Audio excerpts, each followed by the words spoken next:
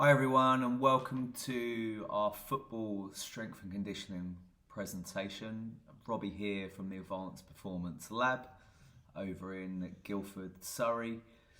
Just to inform you guys a little bit about what we are doing and some of the concerns and questions that we get asked around strength and conditioning for footballers and female footballers in particular. So, starting off with a question, what do you think is meant by the phrase sport specific? And is specialising in a sport from a young age beneficial for an athlete's long-term athletic development? So the evidence would suggest that sport specific can be viewed as just simply playing the sport or playing one sport. The evidence suggests that a multi-sport approach to athlete development is a better route, and those young athletes that spend a long time playing just a single sport are more prone to overuse type injuries. Now, we can call it overuse, but we can also look at over-specialisation and or being under-prepared. So strength and conditioning in a nutshell is helping the athlete prepare physically for the demands of the sport. Second question, at what age should a young footballer start resistance training? Now there are a lot of myths surrounding resistance training for young athletes. Firstly, that it's not safe, and also that it can affect a child's growth. National Strength and Conditioning Association, the big dogs in the industry, state that children can follow a strength and conditioning program when they are ready to receive simple instructions from a qualified coach. Now, children tend to start participating in sport around 7 or 8. Some of you may have started playing football younger.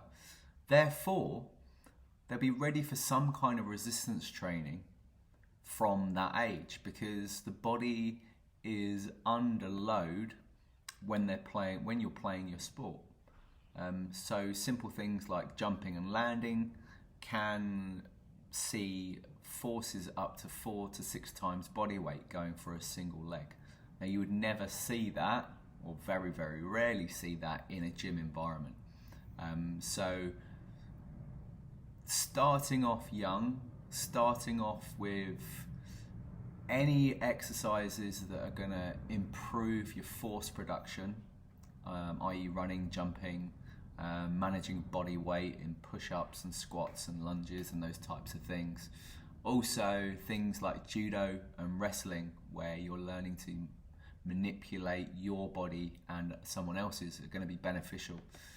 However, there'll be a ceiling on that and how much you can progress your strength levels. Therefore, we would recommend that from an early age, around 8 or 9, starting to develop and learn the lifts so that you're prepared when you move into towards maturation, and changes or rapid changes in height and weight, which we call peak height velocity, where you're growing really quickly. The bones are growing and the muscles are taking longer.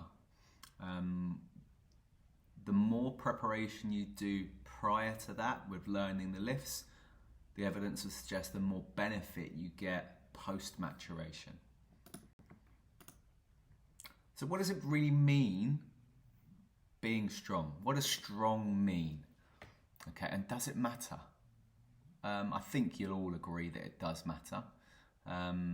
Now it matters from being able to manage your body on the pitch, so being strong on the pitch, but also strength is key to a lot of fundamental movements which some people don't understand, but simple physics would state that if I'm applying force into the ground, the more force I can produce into the ground, the greater amount of force that I'm going to get back from the ground.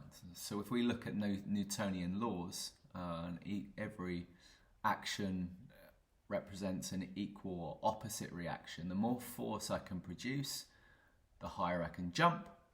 Also, the more force I can produce has a relationship with acceleration, which is a key component of football.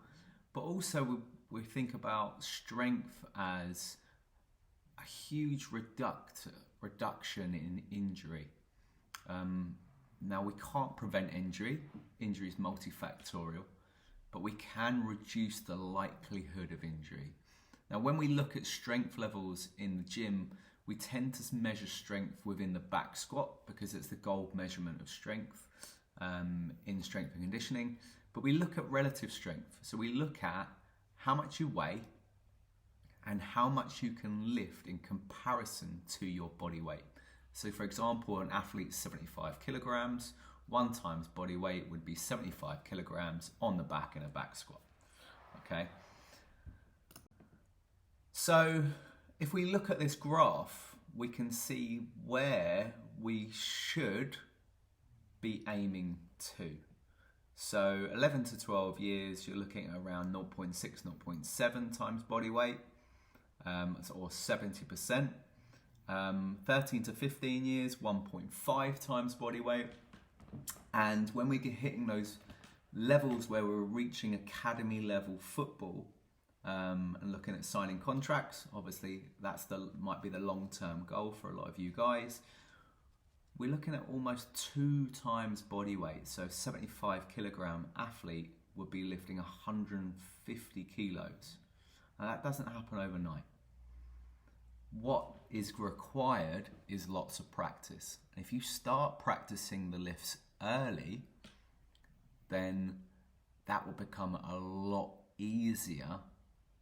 That target will be a lot easier to accomplish rather than starting at 14 and 15 like a lot of athletes do. And you can't catch that up. That level of practice you cannot catch up. Just like with football, we can't catch up the work we've done in those formative years from 5 and 6 if we started playing football at 16. So it's really important that we look at strength and conditioning to help not only with our performance, but also to reduce that injury risk. Now here you can see females in yellow, males in blue, around 1.6, 1.7 times body weight for a female, more for a male. Males tend to be a little bit stronger because they have more muscle mass, but it's not all about muscle. So when we look at strength, we look at it in 2 ways. We look at neurologically. So if you think of your phone and every time you update it, you're moving into a new system. And what the body does is it taps into a new system or a new strategy to produce force. Okay? Later on, post-maturation, you'll also start to increase muscle mass. However, it's quite difficult for the body because the body's invariably quite lazy. It wants to find the most efficient way of doing things, and carrying around extra mass is not great for the body. But if you do increase your muscle mass, that's another way of the body getting stronger.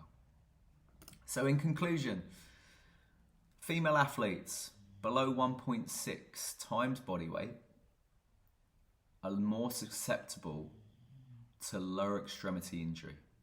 All right, so bear that in mind. The stronger you are, the more injury is reduced. Now, strength professionals should consider using relative strength, or the amount you can lift for 1 rep compared to your body weight, as a screening tool for lower extremity injury. And this is huge. Females are 4 to 6 times more likely than males to incur non-contact ACL injuries if they participate in the same type and frequency of their sport. 4 to 6 times. And we've seen that at the recent World Cup with all the ACL injuries that have happened to high profile athletes. Now, the evidence is suggesting that alongside nutrition, sleep, recovery, training load, that being strong reduces the likelihood of injury. So at a fundamental level, strength and conditioning prepares players for the sport, identifies and minimises injury risk, and it also develops physical attributes and capacities which may transfer to the game.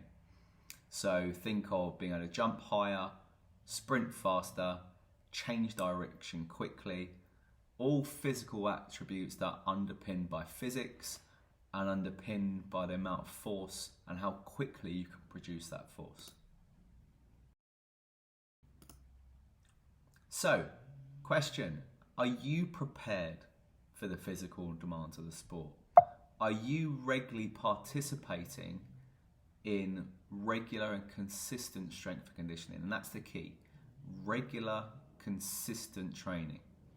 Now you can start off with just once a week. Once a week has been shown to increase strength levels by up to 20% almost in a 6 to 8 week period. Now, there will come a time when you need to do more work. The more training you do, the more sport you do, the more preparation that's required. That these are the levels that football in particular expects. So under 16, a high jump is 42 centimeters, a sprint of 10 meters at 1.6, which is fast, 20 meters, 2.8, relative strength in the lower body with 1.6 times body weight. However, you're not going to get there just by playing a sport alone. So it requires you to jump regularly. It requires you to sprint at both short and longer distances because we practice acceleration and we practice max velocity or maximal sprinting at high speeds. We also need to look at relative strength in the lower body and the upper body. That's key strategies with strength and conditioning. We are looking at pre-season as the time spent developing physical capacities.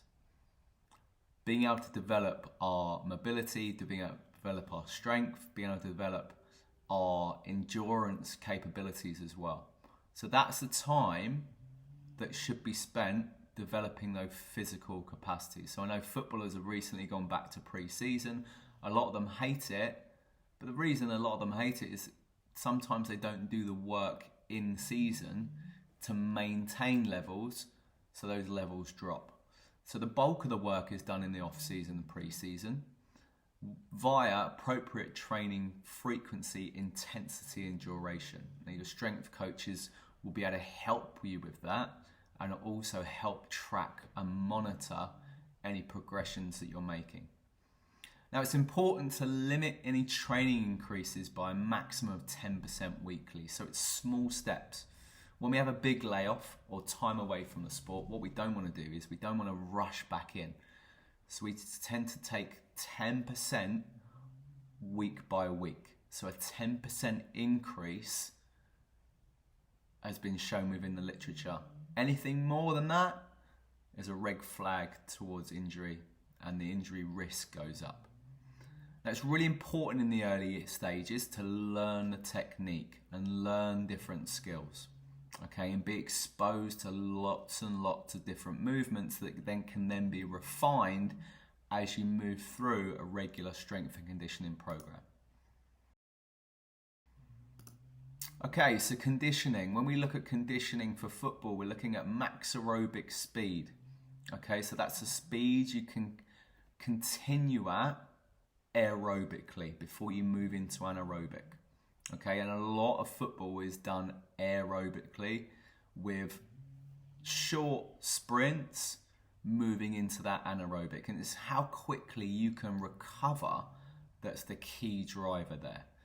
So twofold, we build our aerobic capacity, and then we look to buffer those anaerobic or the lactate or those things that hurt within the muscles when we do regular sprints. So we get tired very quickly there. So what we're looking to do is to buffer any of those things that might cause us that discomfort. So we need to do both. We need to train aerobically around max aerobic speed, and we need to be able to do repeated sprints to help with that recovery and that buffering aspect. And then with our strength, fundamental lifts initially, and then we look to apply more plyometrics, so bouncy rhythmical things. Lots of sprinting. Sprinting's been shown to decrease the risk of injuries, especially in the hamstrings with footballers. It's really important to monitor and track our development. So baseline testing is great. It shows you where you are at a baseline, but we need to be able to track and monitor how we're doing and how we're going day to day and each training week. On top of that, probably more importantly than any of the training that we do, is be able to track and monitor our well-being. So how are we feeling? What's our nutrition like? What's our sleep like?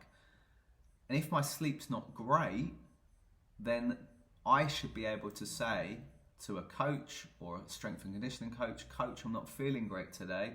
And they should be able to manipulate the load that you do. So if I'm not feeling great, I do less work. If I'm feeling good, then that might be a time to do more work. And nutrition and rest and recovery are going to be huge aspects to that as well. So we all know if we eat, I say bad food, and that's a conversation for another day. But if I don't eat well, I don't feel great. So choose foods that make you feel good. That doesn't mean having lots and lots of sugar because it makes me feel good for 10 minutes and then I feel rubbish afterwards. But that's trying to find the most nutrient dense food that I can and the best quality. Okay? I'd always advise my athletes to drink water and only water, because Lucozade Sport and things like that are sugar laden. They're going to make me feel great for a time and I'm probably going to crash, and then the body's going to want more of that sugary substance, and then I'm just going to go up and down with my blood sugar levels, and that will affect how I feel. Now, when you've been through a couple of years of training, we will then start to introduce more power-based exercises. So we first of all work on force production, or the maximum amount of force you can produce, i.e. your strength. And then we look at how you express that force. So how you express that force in more dynamic, more explosive exercises like jumping, sprinting, changing direction, that type of thing. Right, so each of our athletes at the lab are tested 3, maybe 4 times a year, depending on their sport and what they do. And the normal aspects that we look at would be sprinting. It would be an isometric strength exercise, so how strong you are isometrically. So we remove part of the skill aspect and the learning aspect and just get raw strength data.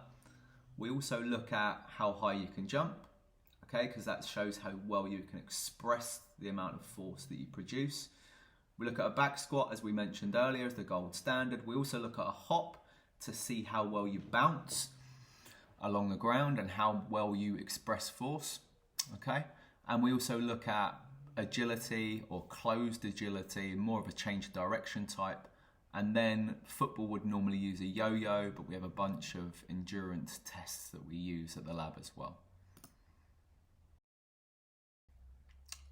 Okay, so we have an app. All of our athletes come into the gym. They follow their app.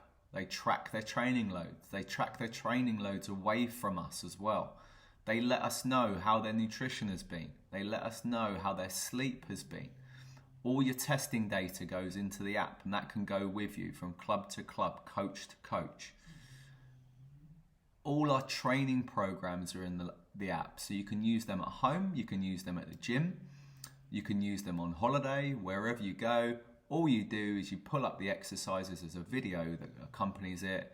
You put in any load that you've done, any reps that you've done within your training program, and we can see the type of training that you've done. And again, your coaches can see how much training you've done and how regularly you've been training. Our expectation for our athletes is to do 3 sessions a week. Now those 3 sessions might be split into power type exercises, strength exercises, sprinting, change of direction, plyometrics.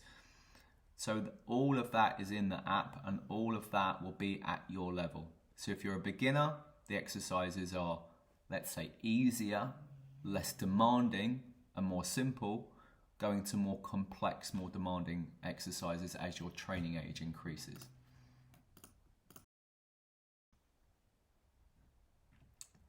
So our coaches can all see exactly what you're doing day to day, okay? It's really simple for you guys. You put in a couple of numbers, you put in how hard you've worked, you click onto the next exercise, done. But we'll be able to see in a graph and a table how you're working, how much you've done, and how you're progressing. Okay, so in summary, strength and conditioning is preparing the player or athlete for their sport. You do not see many athletes, if any high-level athletes, not doing regular strength and conditioning. Okay? So some do more than others, but I'm sure the evidence would tell us that those that do less are more susceptible to injury. It's long term. Start early, like football, practice lots. We look at injury management as the main driver behind strength and conditioning, reducing the risk of injury, addressing injury concerns so that you are available to play your sport regularly. If you play your sport regularly, you practice regularly, you get better and you give yourself the best chance of succeeding. The weakness for most athletes is strength training because they don't have the facility or the equipment to do regular strength training. That's why the lab is going to be so important for your development. Now, conditioning, as an aside, most athletes need more strength training. However, conditioning is vital, but you will get that from your regular sport training. Okay, if regular sport training, and I know at IGA that your sport training is played at a high tempo, you will get conditioning from that. But from our testing protocols and from our tracking, we'll be able to manage and measure how well you're doing from a conditioning aspect. But also strength training will help you be more economical, because if you can bounce off the ground, which is what you do when you're running, the stronger you are, the better you'll be able to bounce. And if you can bounce and use that elastic energy, you'll be using less energy within the system and from the big muscles at play. Therefore, when you come to your sport, it's going to be easier. Okay, so if you have any questions on how to get involved with us at the lab, swing us an email, info@advancedsport.co.uk. All questions are welcome. If you want to speak to us on the phone, swing us an email and say, Robbie or Harry, we'd like to get in touch. Can you give me a quick call? We're more than happy to do so. We are there to support you guys and support your football development. We look forward to seeing you at the lab soon. Thank you for listening.